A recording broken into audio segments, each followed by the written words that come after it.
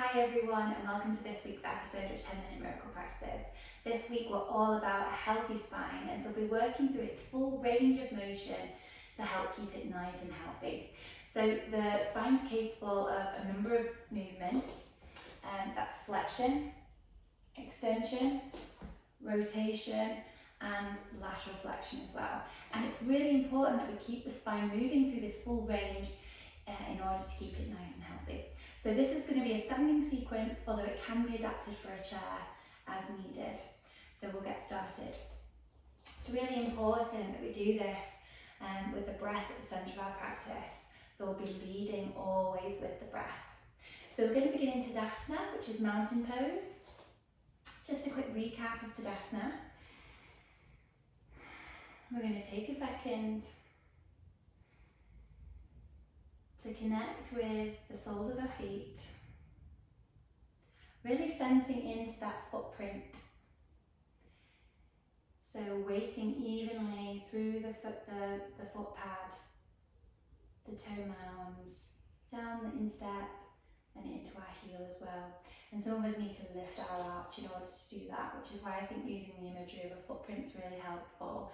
Imagine a footprint in the sand, that inner arch is lifted, we don't see an imprint there. Tracking up through the legs, gently hugging the thigh muscles onto the bone. Pelvis is in a neutral position, which means it's neither tipped forwards nor backwards, and sometimes tilting like that can help us to find what's neutral for us. We're using the inhale as we begin to connect to the breath here to stack the spine nice and tall. Shoulders, arms, and nice and relaxed. The shoulder blades move down the back. Imagining the arms like empty shirt sleeves. Again, the neck is an extension of the spine, so that's nice and tall. And head stacks neatly on our strong spine there. Connecting to the breath. Perhaps exploring it with the inhale. We can sense the lift of the body. And on that exhale, we can really use that to draw the abdominal muscles in, not in a tensing or aggressive way, but in a gentle hugging of support. So we take the end of the exhale and then just hug in there. And even through the following inhales and exhales, we can still keep that support there as required. Particularly important and helpful when we're extending the spine. Okay. So, we're going to begin with some Utkatasana, awkward chair pose. And I'd just like you to inhale and float the arms up. Exhale, float the arms down. So we wait for the inhale to greet us and use that inhale to support the movement. So inhale, inhale, inhale. And then when you're ready to exhale, arms come back down. And it might be that arms don't make it all the way up here. It depends on the depth of the breath and how fast we're wanting to move the arms. So just bring them as far as is supported by the breath. Doing that a couple of times, just sensing into the breath. I'll just drop into my rhythm. Obviously you're not going to be in time with me. You do your own breath. I'm still inhaling and exhaling. This inhale is going to come and greet me. And I'll let the inhale come before I begin the movement. And then I'm going to exhale this time, bending the knees generously. Feet are roughly hip distance apart. To sit back on that awkward chair on the exhale. Letting my torso come down to my legs, maybe even relaxing my neck. Inhale comes. I'm opening back out. Exhale comes to greet me again. Into awkward chair. I'm sitting back as if there's a chair behind me. And I encourage you to do these movements. If you've got longer than 10 minutes, then by all means do them for longer than the 3 or so repetitions we've got time for here. It's going to be the last one of these. Inhale from here, we're going to step a foot forward. Doesn't matter which one we lead with, just be mindful that we tend to have a preference to lead with our favourite, which tends to mean that the side that we do first, if it's our favourite, maybe we notice a greater degree of strength or flexibility on that side because we have an unconscious bias to work that side because we're always preferring it over the other. So I stepped out on tram lines. So my feet aren't in line with each other like this. They're out on tram lines like that. And I've rotated my back foot out ever so slightly. It's just at about 45 degrees. Front foot is straight, my toes pointing the short edge of my mat. And for this one, I'm going to inhale and raise arms. Exhale to fold over the leg. And you can introduce a bend in that leg as you need to bring the torso down. Inhale comes, and I'm coming up. Exhale back down. This is like a warrior variation. 2 more of these. And keep my legs straight this time because that's what I feel like doing. And then this time, when the exhale comes, folding over the leg, I'm going to generously bend the leg and inhale to come up into a warrior position. And you can see here, my back's now in extension. I've bent this front leg. Inhale is lengthening and lifting the spine. And it could be that your arms are up here, the preference is yours. I'm taking them out to the side today. Exhale to fold back over. Maybe you straighten that leg, maybe you don't. Again, waiting for the inhale to come before we rise. Also keeping my neck neutral, I'm not taking it back. Exhale back down, 1 more of these.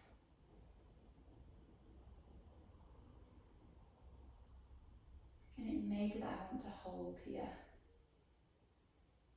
Holding that warrior position. Inhaling to lengthen the spine. Exhale to fold.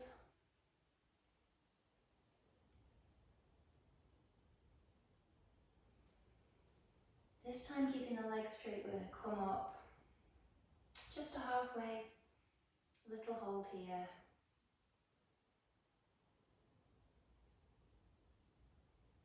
As long as you feel need to. I'm going to repeat that on the opposite side.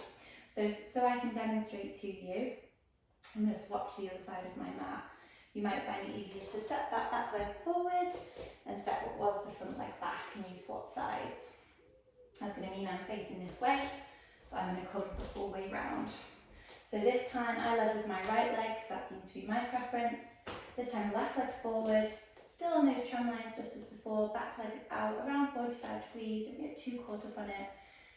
And then gently guiding the pelvis round. It doesn't have to be square over that front leg, but it's gently guided as far as it's comfortable towards the short edge of the mat.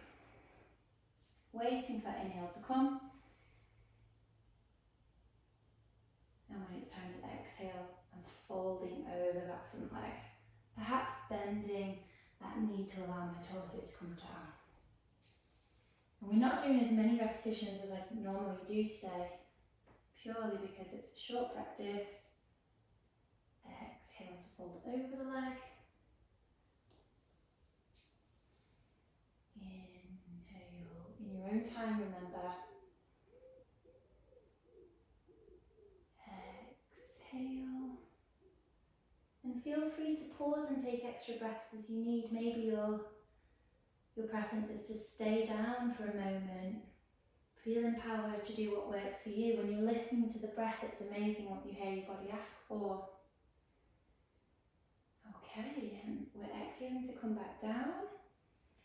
This time the leg's going to bend, that front leg's going to bend.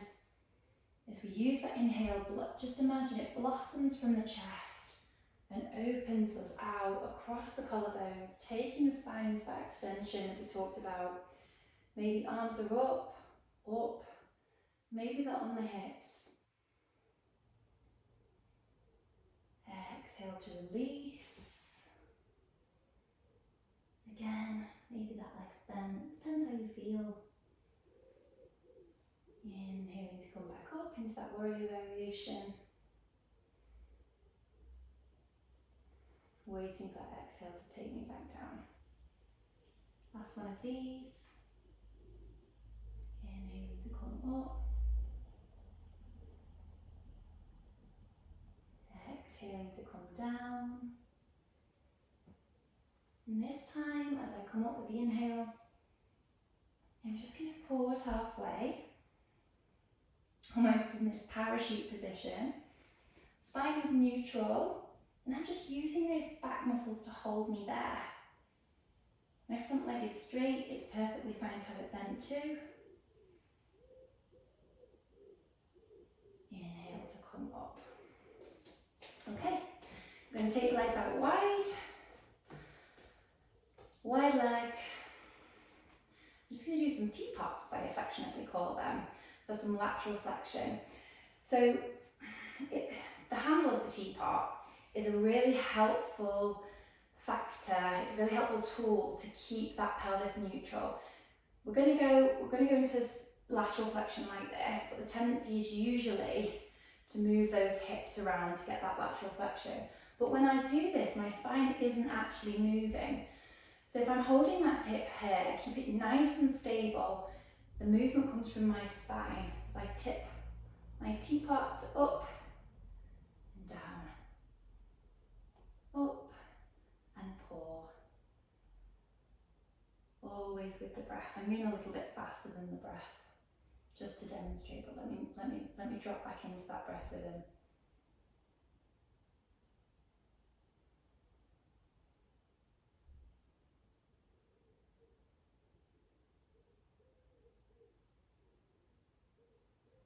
Exhaling into lateral flexion. Inhaling to come back up. Same on the other side. Exhale into lateral flexion. Inhale to lift me back up. And when you tune into the breath, you can really feel that support.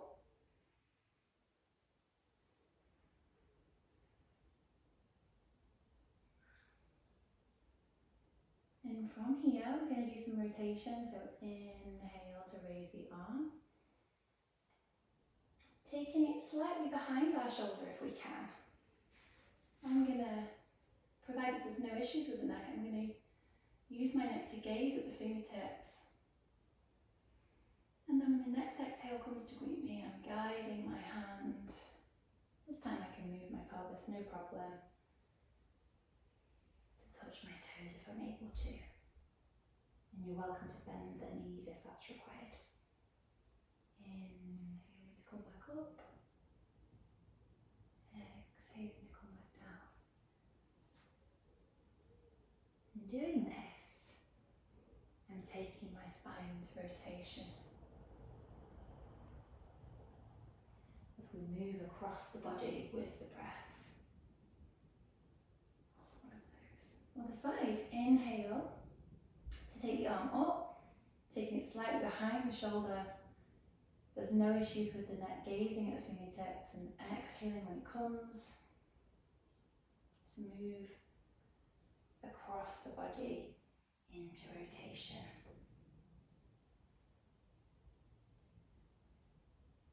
Inhale and exhale. Couple more of those.